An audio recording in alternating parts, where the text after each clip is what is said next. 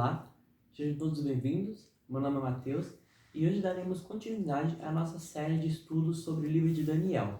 Vamos estudar o capítulo 2, que conta a história da estátua do sonho do rei Nabucodonosor. Mas antes, vamos orar?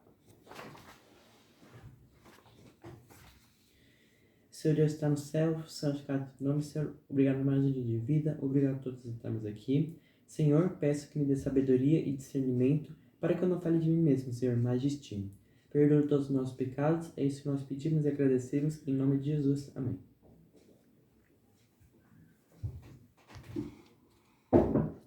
Bom, eu começo com algumas informações históricas, que Babilônia foi fundada por Nimrod, filho de Cuxi, filho de Cã, filho de Noé.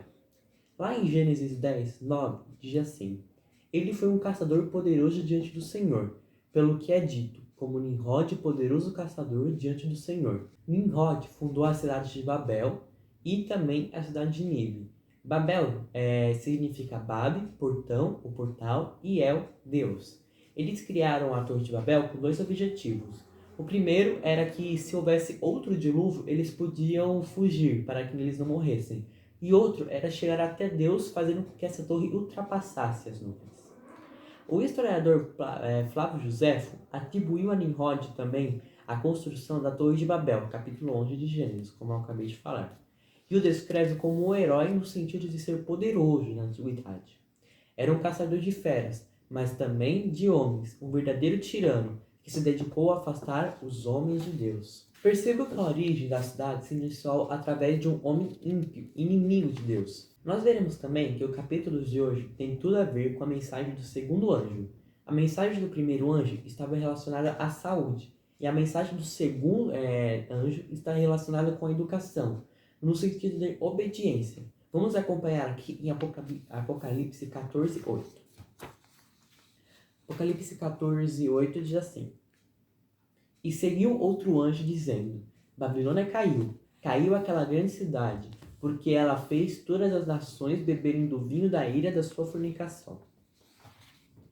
No próximo vídeo nós veremos o capítulo 3 do livro de Daniel, onde o rei Nabucodonosor construiu uma estátua inteira só de ouro, desejando que o seu reino durasse para sempre. Mas hoje vamos ver que o seu reino caiu e foi entregue aos médios e aos persas. Veja aqui no capítulo 4, tem 30 de Daniel, o que movia o coração de Nabucodonosor. Que diz assim: O rei falou e disse: Não é esta a grande Babilônia que eu construí para ser a casa do reino, pela força do meu poder e para a honra da minha majestade? Agora, comparando com a segunda tentação, veremos que a atitude de Cristo tem tudo a ver com a obediência, ao contrário da presunção manifestada pelo rei Nabucodonosor, que se exaltou dizendo que por causa dele a cidade de Babilônia foi fundada, e ele é o Todo-Poderoso. Vejamos aqui a segunda tentação de Cristo, que está localizada em Mateus 4:5. Então diz: E o diabo levou a cidade santa e o colocou sobre o pináculo do templo, e disse-lhe: Se tu és o Filho de Deus, lança-te daqui abaixo, porque está escrito: Ele lhe dará ordens aos seus anjos a teu respeito, e em suas mãos te sustentarão, para que nunca tropeces com o teu pé em alguma pedra. Disse-lhe Jesus: Também está escrito: Não tentarás o Senhor teu Deus. Aqui Cristo nos ensina que não devemos ser presunçosos, confiando em nossos próprios braços, nem devemos tentar ao Senhor, confiando que Ele tem alguma obrigação de nos proteger, mas devemos estar sempre firmes no assim do Senhor, segundo a sua palavra. Já Nabucodonosor, como a maioria dos homens de todos os tempos, pensava diferente. Abra suas Bíblias no livro de Daniel, capítulo 2, para iniciarmos a leitura. E no segundo ano do reinado de Nabucodonosor, Nabucodonosor teve sonhos, com os quais atribulou-se o seu espírito e o seu sono cessou. Então o rei ordenou que chamassem os magos e os astrólogos e os feiticeiros e os caldeus para revelarem aos reis os teus sonhos. Então eles vieram e se puseram perante o rei. E o rei disse-lhes: Eu tive um sonho, e o meu espírito atribulou-se para entender o sonho. Então falaram os caldeus ao rei em aramaico. Antes de continuarmos, como o meu pai já explicou em vídeos anteriores, a Bíblia foi escrita em 3 línguas diferentes. em hebraico e aramaica o Antigo Testamento e em grego o Novo Testamento. O aramaico era o idioma falado na Babilônia. Nele foram escritos o capítulo 1, 2, 3, 4, 5 e 7 do livro de Daniel, pois se tratam de acontecimentos ocorridos durante o período do reinado de Babilônia.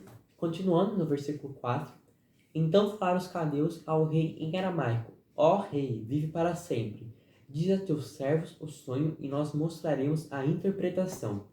O rei respondeu e disse aos caldeus: O assunto se foi de mim. Se vós não me fizerdes saber o sonho com a sua interpretação, serei cortados em pedaços, e as vossas casas serão feitas um monturo. Mas se revelardes o sonho e sua interpretação, recebereis de mim presentes e recompensas, e grande honra. Portanto, revelai o sonho e a sua interpretação. Agora, continuando no versículo 7, eles responderam novamente e disseram: Que o rei conte aos servos o sonho e nós revelaremos a sua interpretação. O rei respondeu e disse: Eu sei certamente que vós procurareis ganhar tempo, porque vós vedes que o assunto se foi de mim.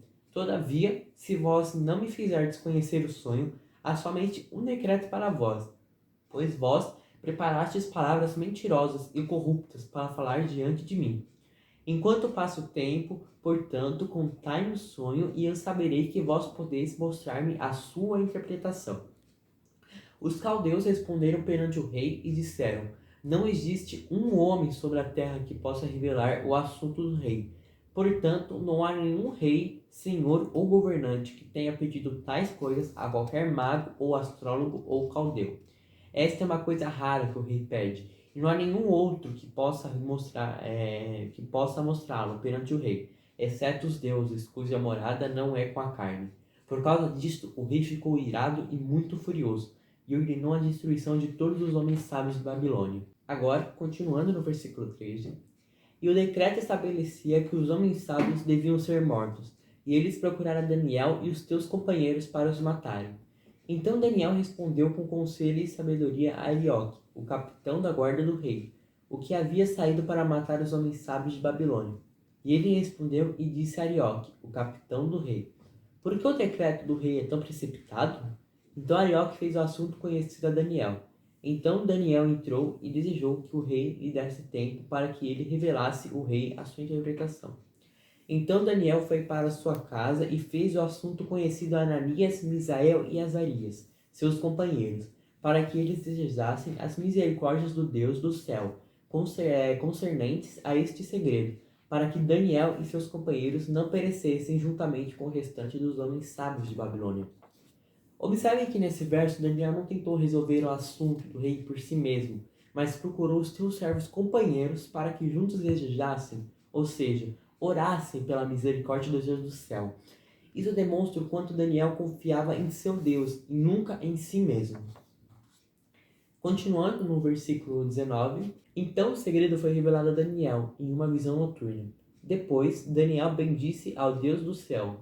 Daniel respondeu e disse: Bendito seja o nome de Deus para sempre e sempre, pois seus são a sabedoria e o poder, e ele muda os tempos e as estações. Ele remove reis e estabelece reis. Ele dá sabedoria ao sábio e conhecimento àqueles que conhecem o entendimento. E ele revela as coisas secretas e profundas. Ele sabe o que há na escuridão e a luz habita com ele. Eu te agradeço e te louvo, ó tu, Deus dos meus pais, que me deste sabedoria e poder, e me fizestes conhecer agora o que nós desejamos a ti, pois tu nos destes a conhecer agora o assunto do rei. Então Daniel foi a Arioque, a quem o rei tinha ordenado que destruíssem os homens sábios de Babilônia. Ele foi e assim lhe disse: Não destrua os homens sábios de Babilônia. Apresente-me perante o rei, e eu revelarei ao rei a interpretação. Aqui vemos que ao receber a revelação, Daniel passa a demonstrar gratidão, dizendo: Bendito seja o nome de Deus, e atribui a honra, o poder e a glória somente a Deus. Poucos de nós têm o costume de agradecer ao percebermos os cuidados do Senhor para conosco. Precisamos nos lembrar de agradecer. Continuando no versículo 25. Então Arioque trouxe a Daniel perante o rei, apressadamente.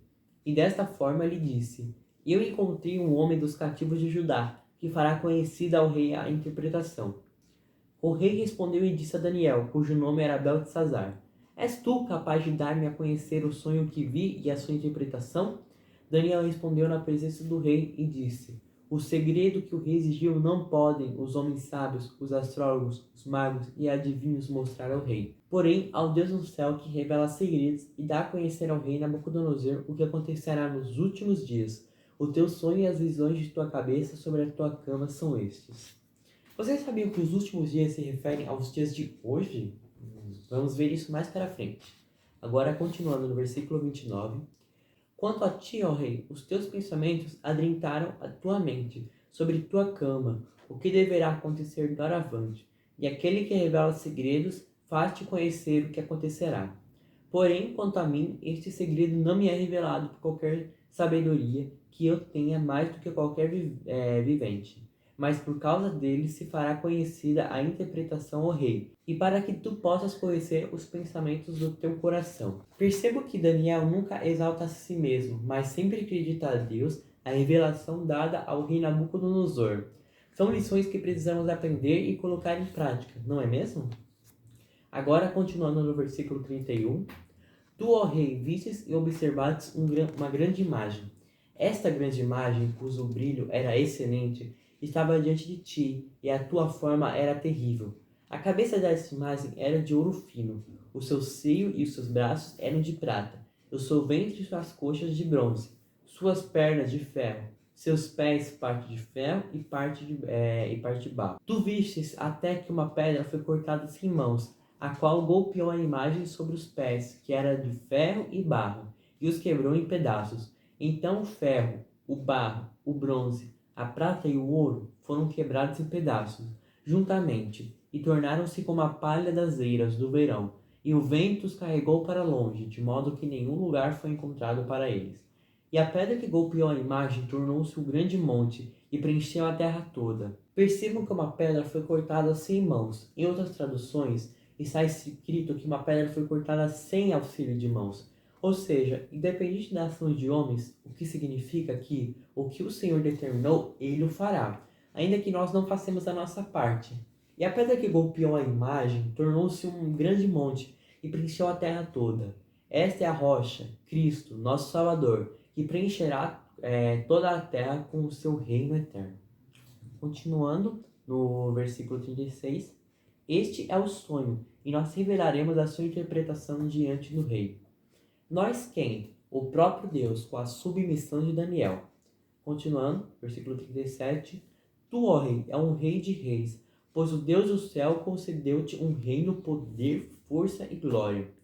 Viram que quem colocou Nabucodonosor como rei foi o próprio Deus? Agora, continuando no versículo 38. E onde quer que os filhos dos homens habitem, os animais do campo e as aves do céu, ele as deu em tua mão, e fez de ti o governador sobre todos. Tu és esta cabeça de ouro, e depois de ti levantar-se-á outro reino inferior ao teu, e um terceiro reino de bronze, o qual assumirá o governo de toda a terra. E o quarto reino será forte como ferro, assim como o ferro quebra em pedaços e subjuga todas as coisas. E como o ferro que quebra tudo, ele quebrará em pedaços e ferirá. Enquanto tu vistes os pés e os dedos, parte de barro do olheiro e parte de ferro, o reino se dividirá. Porém, haverá nele a força do ferro, visto que tu observastes o ferro misturado com barro lamacento. E como os dedos dos pés eram parte de ferro e parte de barro, assim o reino será parcialmente forte e parcialmente fraco. Enquanto tu vistes ferro misturado com barro lamacento, eles irão se misturar à semente de homens, porém eles não se apegarão um ao outro, assim como o ferro não se mistura com o barro. Agora no versículo 44, e nos dias desses reis, o Deus do céu irá erguer um reino que nunca será destruído, e o reino não será deixado para outro povo, porém quebrará em pedaços e consumirá todos esses reinos, e permanecerá para sempre. Assim como tu observaste que a pedra foi cortada do monte sem mãos, e ela quebrou em pedaços o ferro, o bronze, o barro e a prata e o ouro. O grande Deus fez conhecido ao rei aquilo que acontecerá doravante, e o sonho é certo e sua interpretação correta. Então o rei Nabucodonosor caiu sobre a face e adorou Daniel, e ordenou que ele lhe oferecessem uma oferta e aromas suaves. O rei respondeu a Daniel e disse: Bem verdade é que o seu Deus é um Deus de deuses, e o Senhor de reis um revelador de segredos, visto que tu pudestes revelar este segredo. Então o rei fez Daniel um grande homem, e deu-lhe muitos presentes valiosos, e o fez governante sobre toda a província de Babilônia, e chefe dos governantes sobre todos os homens sábios de Babilônia. Então Daniel pediu ao rei, e ele estabeleceu Sadraque, Mesaque e Abednego sobre os negócios da província de Babilônia. Porém, Daniel sentou-se ao portão do rei. A visão da estátua que o rei Nabucodonosor recebeu de Deus em sonho, a qual o Senhor concedeu a Daniel, sua interpretação se restringe ao plano político, ou seja, revela que outros 3 reinos surgiriam após o reino de Nabucodonosor, e que ao final do último reino, Deus erguerá um reino que permanecerá para sempre. Nós veremos mais detalhes sobre estes reinos a partir do capítulo 7 do livro de Daniel, que dará mais detalhes e, através de símbolos, revelará os acontecimentos que ocorrerão nos últimos dias, ou seja, nos dias de hoje. Vejamos mais algumas passagens a respeito dos últimos dias.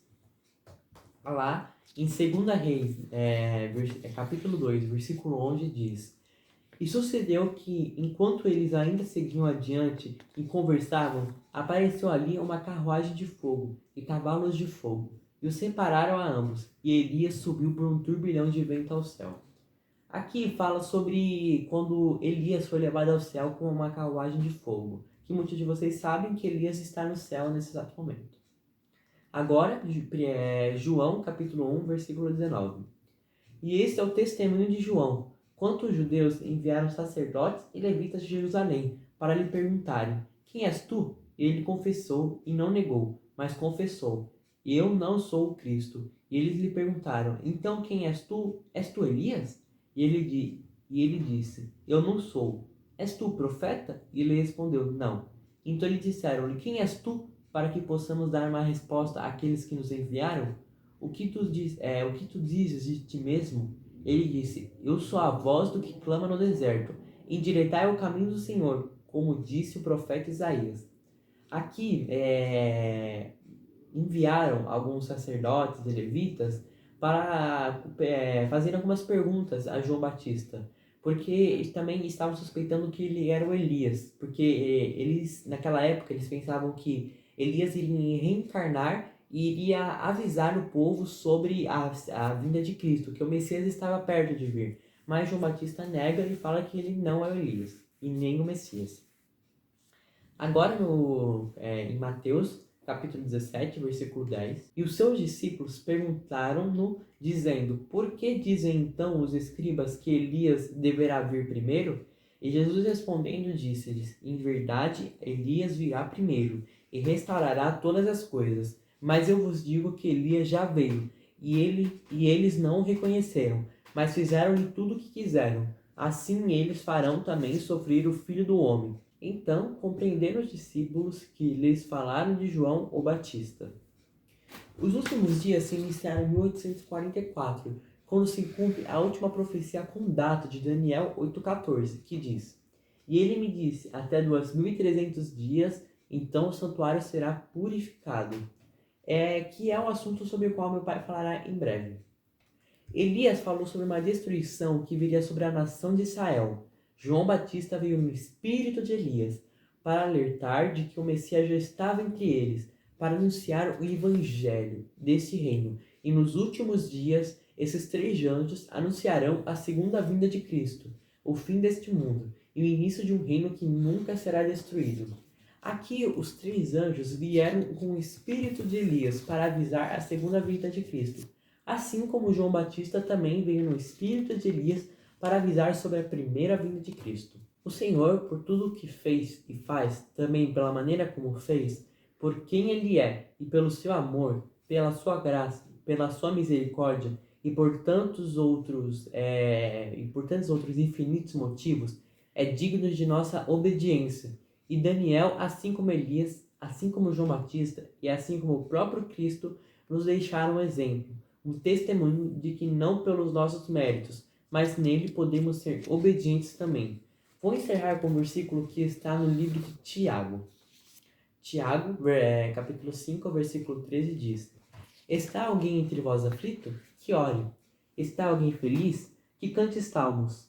Está alguém entre vós doente? Que chame os anciãos da igreja e orem sobre ele, ungindo-o com óleo em nome do Senhor. A oração da fé salvará o doente, e o Senhor o levantará, e se ele houver cometido pecados, ser-lhe-ão perdoados.